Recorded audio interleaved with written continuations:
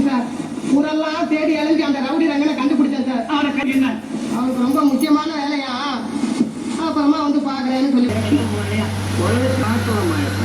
வசதி இல்லாதவனுக்கு பக்கீரமாயிருக்கும். நாளைக்கு வாழ்க்கைக்கு துவக்கம். உங்களுடைய ஐடியா ரொம்ப பவர்ஃபுல். என்னமோ தெரிஞ்சவே நான் கொடுக்குற ஐடியா கூட நல்லாவே வந்திருக்கு. ஆனா அவனுக்கு ஏற்பட்டிருக்கிற இந்த மாற்றம் நிலைப்பு இருக்கணும். பொதுவாக பழக்கம்ன்றது மனுஷனுடைய ஆசைக்கும் சூழ்நிலைக்கும் இடையில இருக்கிற உறவுதான்.